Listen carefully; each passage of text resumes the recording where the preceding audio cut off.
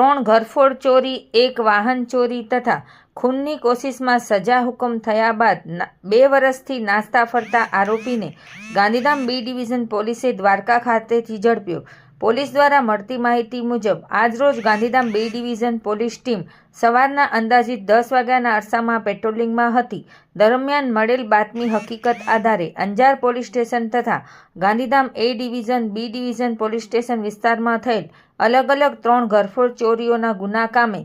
તથા મોરબી એ division police station વિસ્તારમાં કરેલ મોટરસાયકલ ચોરીના ગુના કામે છેલ્લા 2 વર્ષથી નાસ્તા ફરતા તેમજ વર્ષ 2015ની અંદર Jamnagar city B division police સ્ટેશનમાં દાખલ થયેલ ખૂનની કોશિશના ગુનામાં જામનગર સેશન્સ કોર્ટ દ્વારા સજા હુકમ પણ કરેલ હોય, જે આરોપી સાલેમ અહમદ ઉર્ફે કચ્છી ઈસા દાઉદ છરેચા બાબતે હ્યુમન સોર્સથી મળેલ બાતમી આધારે રૂપેણ બંદર પાસે આવેલ મછવારા કોલોની દ્વારકા ખાતે હોવાની હકીકત આધારે પોલીસ ટીમને દ્વારકા ખાતે મોકલી આરોપીની તપાસ કરતા છેલ્લા 2 વર્ષથી ચોરીના ગુનાઓમાં સંડોવાયેલ આરોપી સાલેમ અહમદ ઉર્ફે કચ્છી ઈસા દાઉદ છરેચાને પકડી આરોપીની ધરપકડ કરી આગળની વધુ તપાસ હાથ ધરવામાં આવી છે। આ કામગીરી Gandhidham B division PI SV Goziya, PSI LN Vadhiya તથા સર્વેલન્સ સ્ટાફના પોલીસ કર્મચારીઓ દ્વારા કરવામાં આવેલ છે।